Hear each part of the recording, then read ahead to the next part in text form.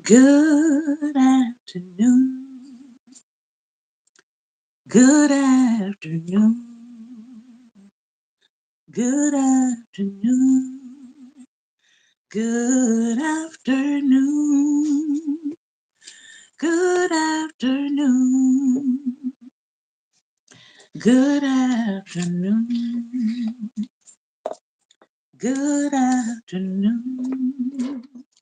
Good afternoon. I hope everybody is doing well. This is Daring Dialogues, and I am your host today, Shantae Charles, Shantae, for the. Sorry, I cannot talk at this time. Shantae for the algorithm. I hope that everybody is doing well. Let me go ahead and turn down my phone volume so I am not disturbed as we take a moment to get into the message and what we're talking about today. On this closing out, as we close out of the Black History Month. But if you know, like I know, Black history for us is 24/7, 365 days a year. We're going to talk about something Black over here. Hey, that kind of rhymes. Good afternoon. And so today we are back in the book. We're going to just cover 3 people today, and then we're going to have some discussion. We're back in Illustrated Black History. I recommend that everybody get this book. It's more geared towards, I would say, young adults, or just people who like illustrated work. If you like illustrated work, if you like graphic work, if you like visuals, like this book has plenty of visuals for each person or each entity, I recommend this book. It is large, it is kind of a coffee table style book, but you can take it on vacations, you can take it on long trips, you can gift it to teachers to add to their classroom library. It is not a banned book. So yeah, I suggest getting it. It's been very, very pleasing and insightful at the same time. This particular one that we're looking at right now, this particular story is about the Charleston Caterers. Sally Seymour, who lived from 1779 to 1824. Eliza Seymour Lee, born in 1800. They're putting her time of death or her year of death at 1874. Nat Fuller from 1812 to 1866. And Thomas Tully from 1828 to 1883. And the Charleston Caterers are also talked about in the series High on the Hog. They actually go into and they go visit this catering place. All right. And again, good afternoon to those of you who are coming in.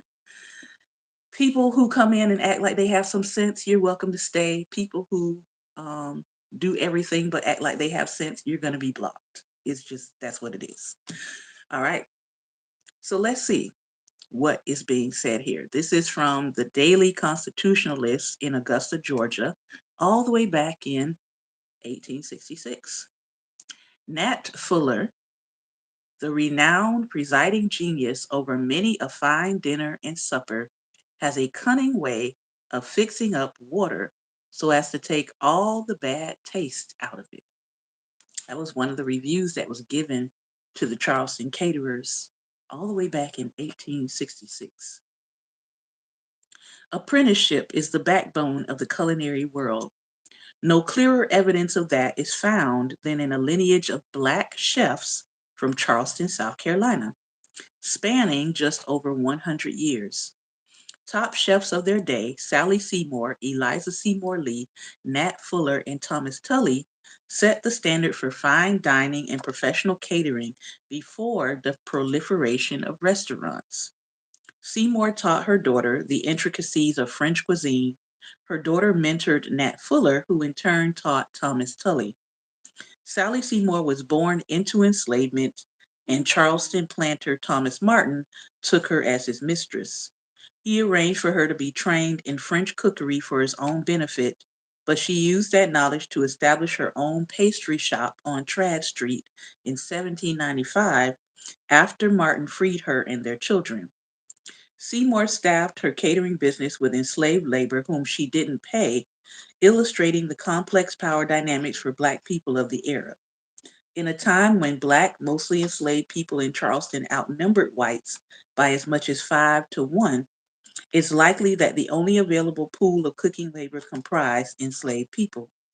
Seymour purchased, yes, this entrepreneur was a slave owner, and then trained dozens of Black cooking professionals who, upon being resold, could claim to have been trained under her tutelage. Seymour certainly profited from these transactions, yet the apprentices received opportunities as well. Upon Seymour's death in 1824, her daughter Eliza Seymour Lee took over the pastry shop.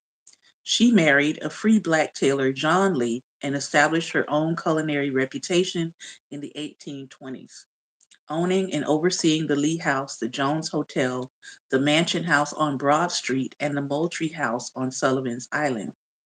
Lee used these businesses to host exclusive social clubs and catered gatherings. She rented rooms and sold pies, cakes, and pastries. As an enslaved cook, Fuller was sent by his owner to study under Lee.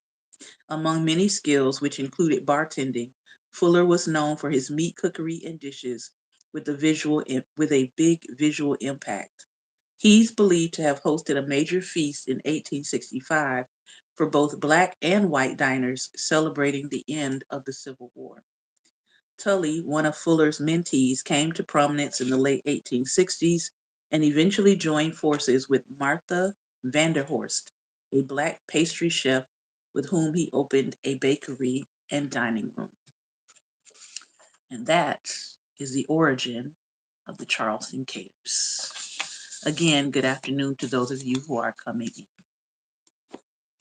And as I said today on my page, hello, hola, ni hao, ciao, konnichiwa, jumbo, what up? Now let's look at Emory Douglas. Emory Douglas is still living. And here is the illustrator's version of Emory Douglas. He was born in 1943. He says, recognize that art is a powerful tool, a language that can be used to enlighten, inform, a guide to actions. The Black Panther Party, founded in Oakland, California in 1966, is often summarily depicted as an armed organization. But in the group's effort to achieve full liberation of Black people through gainful and fair employment, proper housing, access to education, the end of police brutality and state-sanctioned unaliving, and the abolition of prisons, it used artwork to convey its message. Emory Douglas was its revolutionary artist and minister of culture. From 1967 to about 1980, Douglas was art director for the party's newspaper, which achieved a circulation into the hundreds of thousands nationwide.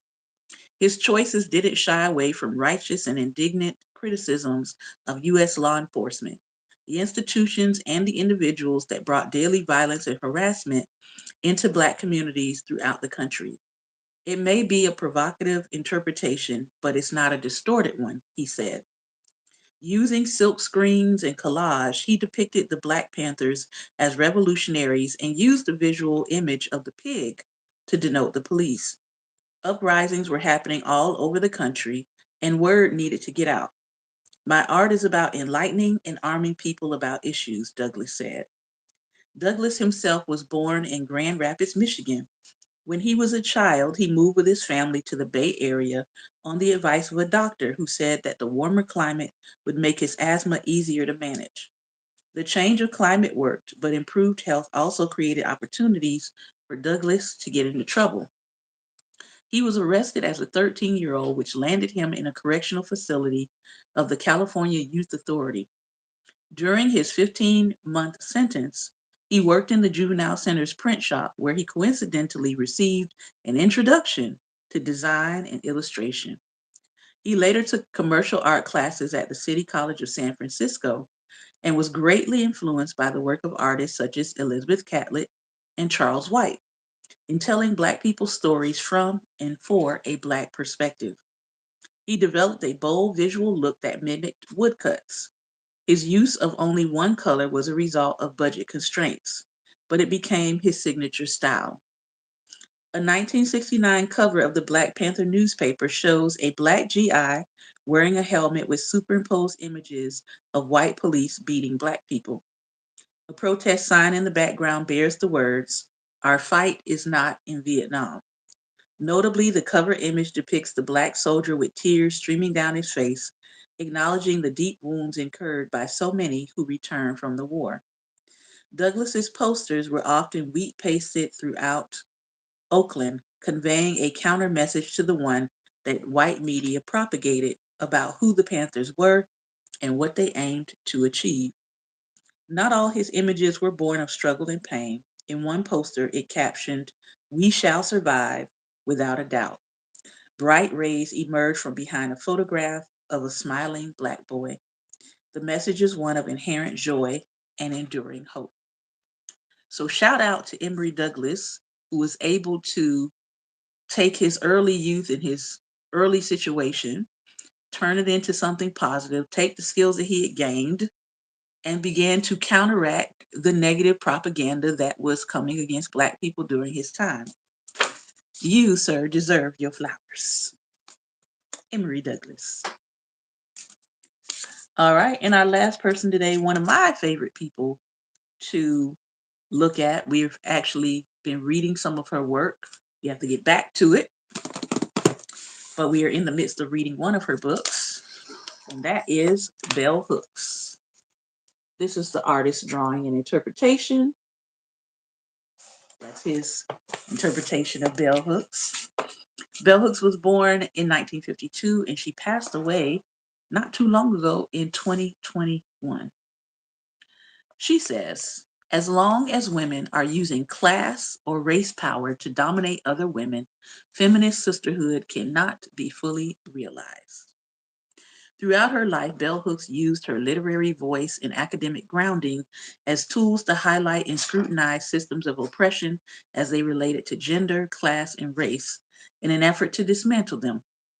In more than 30 books, she offered a mix of personal testimony, spiritual exploration, and scholarly curiosity on the subject of human relationships, how we define love, and ways that perceived roles of gender, especially exacerbated by the construct of pseudo-supremacy, limit our capacity to live fully. Born Gloria Jean Watkins in Hopkinsville, Kentucky, Bell Hooks was one of 6 children. Her father was a janitor and her mother a maid who worked for white families. Hooks, a student in racially segregated public schools, was a voracious reader. Later in her life, she wrote that it was during this time she came to understand that education is the practice of freedom. She went on to receive her BA in English from Stanford University in 1973 and her MA in English from the University of Wisconsin-Madison in 1976. In 1983, she completed her doctorate in literature with a dissertation on author Toni Morrison. She used her great-grandmother's name as her pen name, Bell Hooks, in lowercase, as a nod to the woman she greatly admired. In 1981, South End Press published her seminal work, Ain't I a Woman? Black Women and Feminism, written while she was an undergraduate student. She is frequently quoted by feminists as someone who can truly define it. What feminism is and how it's seen bifurcates along racial lines, but Hook said that it's rooted in neither fear nor fantasy. Feminism, she says, is a movement to end sexism, sexist exploitation, and oppression of women. Beginning in the early 2000s, Hooks wrote a series of books focused on love and relationships. One of them, which we actually have read through this platform, All About Love, New Visions, Communion, The Female Search for Love, The Will to Change, which I have that on my reading list now, Men, Masculinity, and Love, and Salvation, Black People and Love, which I also have on my reading list. These have become must-read texts that treat love not as a romantic pursuit or a value that inherently exists among family members, but rather as an actionable choice that one must constantly engage in and continually refine. Her message has enormous potential to help people heal, but not through the mere proselytizing of her word. They must engage in courageous and vulnerable acts in their own lives. In her role as Distinguished Professor in Residence in Appalachian Studies at Kentucky's Berea College, she brought increased visibility to the rich culture of African American Appalachia, an ancestral heritage that influenced her and from which she countered notions of nowhere places, places that in fact provided opportunities for people to experience and explore their personal sense of freedom.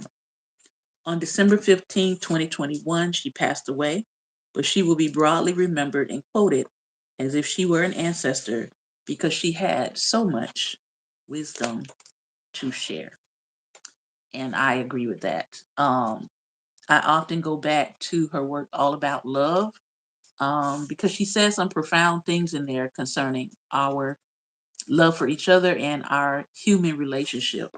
And so I am definitely looking forward to continuing my personal study of reading Bell Hook's work. All right. So that was our reading for today. I know people are still talking about what happened with Delroy Lindo and what happened with Michael B. Jordan at the BAFTA Awards. And so Pastor Ben, if you want to come on a little bit and talk about that, you can. Or you can talk about, your response to what we've just read. I do want to say, as I get ready to bring you on, I do want to say that these are some good conversations that people are having around disability, around racism, around who gets given grace and who gets expected to absorb harm. We have several posts up on our public page, our Black Table Talk page. So if you're on Facebook and you have sense, don't come on my page saying crazy stuff. Uh, if you're on Facebook, you can look us up at Black Table Talk. We have several posts about what happened, and people are conversing and having conversations about all of these things: accessibility, accommodations, disability, racism, who's harmed, and who should be taking accountability, all of that. I did share with people that I reached out to BAFTA and I made my voice heard when it comes to how I felt about what I saw, what I heard. We do have some information on our page as well about how you can contact these organizations and just make your voice heard, because I think they do need to hear from the general public how people felt about them leaving into their broadcast, because they could have edited it out, leaving into their broadcast harmful, derogatory language. And people say, well, words don't hurt me. It's not necessarily even about words hurting you. It's about what those words propagate in the world that leads to tangible impacts upon Black people. Most Black people don't care whether someone likes them or not. That's not the issue. The issue is people who have prejudice or bigotry plus power to affect us systemically, power to affect policy, power to limit people's economic rights. That's the issue. The issue is not just your bigotry, it's what you do with your bigotry. It's the people who have bigotry plus power connected that release tangible negative effects into the world. So it's not just racism isn't just I don't like you. I think people keep trying to narrow it down to that and say, well, no harm was really caused because it's not like he doesn't like Black people. It's that he said that Blackness triggers him to say derogatory things. But when that derogatory word, has been used to codify institutional power and discriminate and have real world tangible effects on people, then yes, people are going to have a problem with you putting the word out there. And they're especially going to have a problem when they find out that the networks that could have removed that from going out worldwide, internationally broadcast, that they chose to leave it in. And so that is still a ongoing conversation that's being had now. More reports are coming out about the fact that Warner Brothers did contact BAFTA and asked them to edit the word out because they heard it. And they said, oh, we're going to take care of that. We'll edit it out. And they didn't. So more fallout is continuing to happen around this story. I think one of the accountabilities or one of the consequences that needs to happen is that BBC and BAFTA should be fined for the release of that over the airwaves. They need to be fined. Just like if, you know, something like that happened, our FCC, whatever their equivalent is of the Federal Communications Commission over there, they should be handling it. It should be fine. They should be fine. That's one of my opinions on it. All right, Pastor Ben, I'm going to add you in.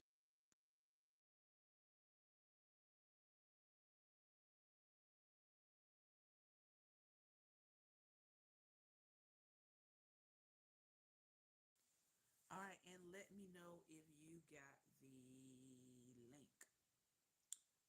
And while we're talking about that, if you have been enjoying our Black History Month icons and readings, you can tell us in the chat. Tell us something that you have been learning, or tell us something that you have been reading or learning about during this Black History Month. Tell us something you did not know that you learned this month. I know I've been learning a lot about just people I was not aware of, whose names are not, I wanted to look at people whose names are not normally shared during Black History Month. We know some of the big names, right? Your MLK, Fannie Lou Hamer, Nina Simone, Thurgood Marshall, Rosa Parks, you know, some icons for Black History Month get named all the time, but I wanted to focus more on people that are not named all the time. Good afternoon. Good afternoon. I can hear you, but can't see you. It'll probably pop up in a moment. We've got about Oh, there you we've are. got about 15 minutes. Okay. Well, isn't it strange how the more things seem to change, that they don't change? Mm-hmm. Mm-hmm. Yes. They take on a different appearance, Mm-hmm. but it's the same thing. I kind of call it a sleight of hand. Mm-hmm. It changes its form enough to make you think that it's something different, but it's ultimately the same thing. Mm-hmm. That's kind of Now, how I feel now, about America in general. now, what you were talking about the awards, Mm-hmm. people just don't understand that word, the history. But it's like let's forget about the history behind that word. let's forget about what's embedded in that word, especially when a European type tone person says it. Um, when we said we took that word and we kind of endeared it to like, which I don't use it. Yeah, I don't use it either. And I don't use that's it. another But, misconception too. I think the first misconception is that black people in general are still using it. That's number one. Most mm-hmm, black people I know are not using any form of that word. I'm 48, and I can tell you it's not in my vocabulary. It's not in the people I deal with vocabulary. It's not said to me in passing. It's not said to me as a casual greeting. It's not. So the mm-hmm, 1st misconception is all black people still use it and that all black people are okay with it. The mm-hmm, second misconception is that the people who do use it are using nigger, and we know that's not the case. mm-hmm, Black people who are using some form of the word, they have turned it into a slang for themselves. So they are using nigga mm-hmm, to differentiate from nigger. So if you're mm-hmm, a person going around saying, "Oh, well, black people call themselves that all the time," no, they in fact do not. They're mm-mm, not using nigger in conversation with each other. They are using nigga. That's in your rap music, all of that. So I don't really listen to rap music like that. I don't listen to rap music that has BH in none of it. I never have.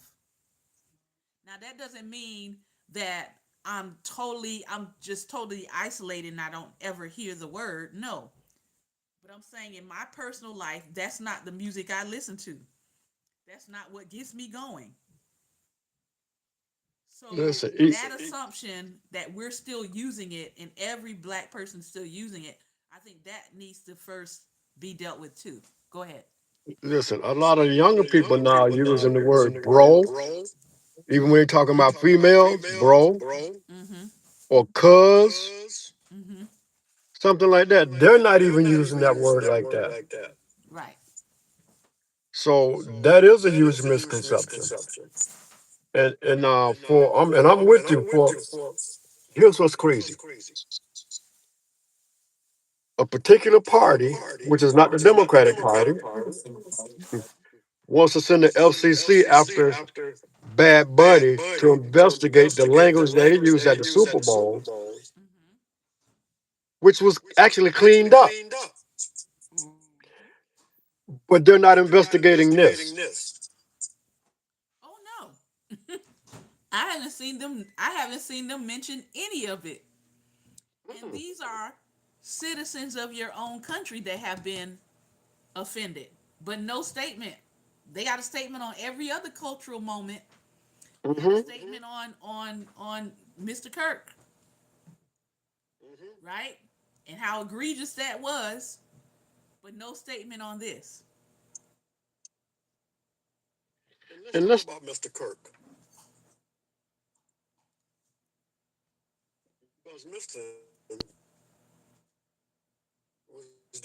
was denied the opportunity to be honored. And he did have a positive impact in many things for the nation. But they wanted you to bow and worship a racist, Mm-hmm. a bigot, Mm-hmm. a white nationalist, Mm-hmm. a Christian nationalist, Mm-hmm.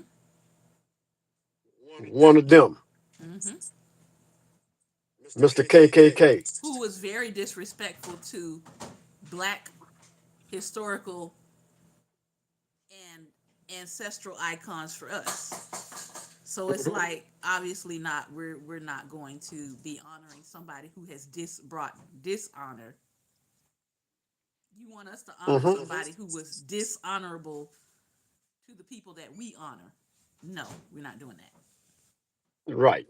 But yeah, you make a good point because this regime gets involved in all kinds of social issues and makes comments from Truth Social, but he ain't have zero to say about this.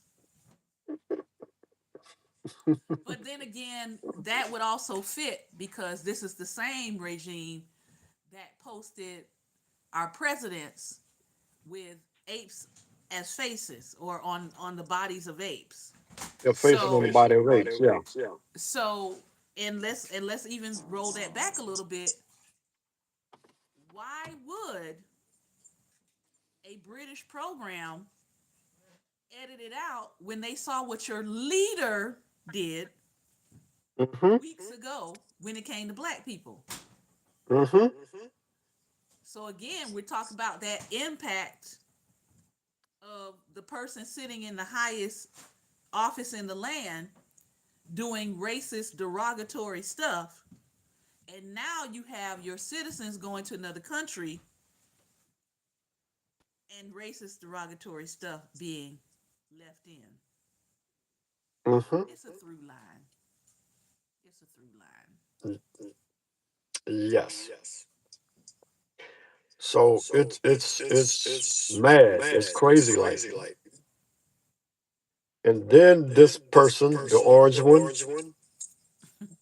had the nerve to try and insinuate that Lady Obama was racist.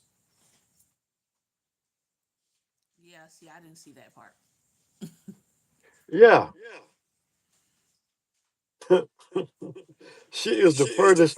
We listen. Anybody that knows her, anybody that's seen her at all, they know that the Obamas are so far from racist. It's ridiculous. Number one, they can't be racist because they're black. Yeah, And I when was you gonna come say down that to the sounds original like definition, it's anti-Negro. that sounds like some reverse racism stuff. That's what it is.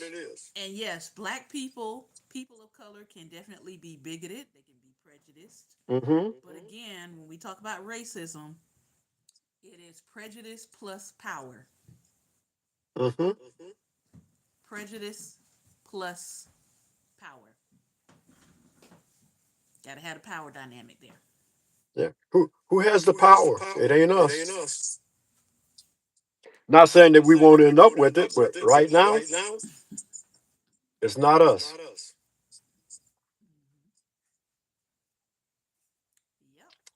So no.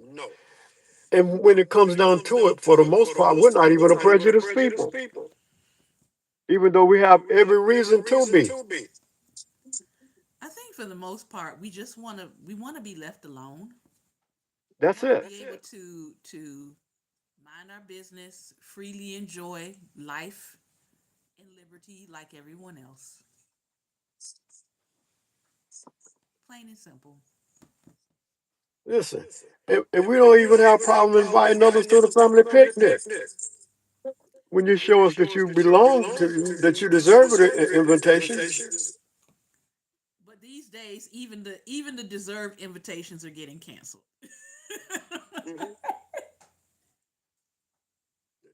Because remember, They are very few if right about now. if we go back to centers, remember they let the one little girl in.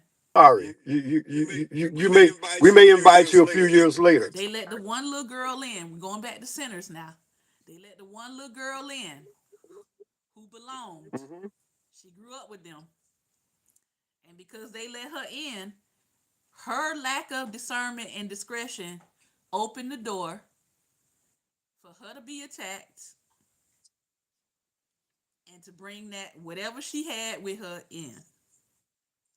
So that's why Mm-hmm. sometimes we just got to close the door altogether. I may even you might be cool, but what you got attached to you ain't. Mm-hmm. So yeah.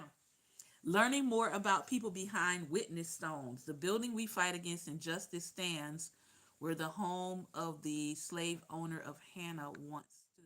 Okay. Kidney stones. I have to learn. I have to look that up, Lady Stephanie. Good to see you. So yeah, um, I think that was very interesting. The reading about the Charleston Caterers. Um, Sometimes I like to let people know that our history, especially when it came to them buying other people, was a little on the complex side. A lot of them were having to buy their own family members, buy people in their Mm-hmm. community to keep them out of the hands of the actual system of enslavement. Mm-hmm. I look at the case of Dred Scott. A lot of people don't realize that Dred Scott was trying to buy his own wife. He was trying to buy her freedom. And the only way he could do it was to buy her. And guess Mm-hmm. what? They wouldn't let him do it. He tried several times to buy his wife. They wouldn't let him do it. So guess what he did? He wound up suing. That's how we get the Dred Scott case. That's how we get the Dred Scott decision. And it all stemmed from him trying to buy his family members from a slave owner in order for them to be free. Because some of the laws for these states was you could never be free, but you could be transferred of ownership. Mm-hmm. So when I see people saying, this person owned this person, you got to delve a little bit deeper into that dynamic. What were the laws at that time? Because many of the states, you could not get free. So another relative Mm-hmm. could buy you, and on paper, you would be their slave, but in reality, you were not. So we have to look at Mm-hmm. that. We have to look at that. Final thoughts. Final thoughts. Mm. Let's learn from history because I keep saying they use that same play over and over and over. It hasn't changed. We're going to get one of y'all to deceive y'all, and then we're going to mess y'all up.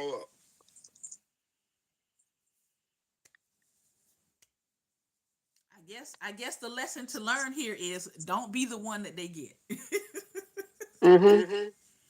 Don't be caught. Don't be caught on the deceit on the deception side.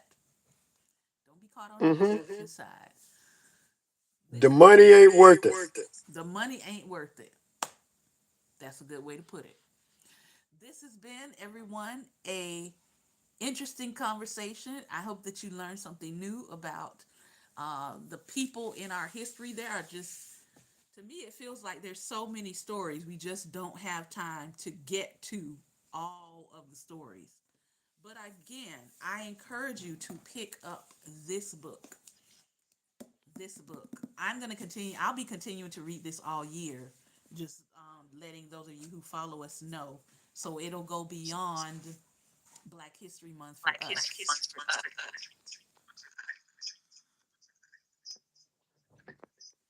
Okay, and I hear Curd 558.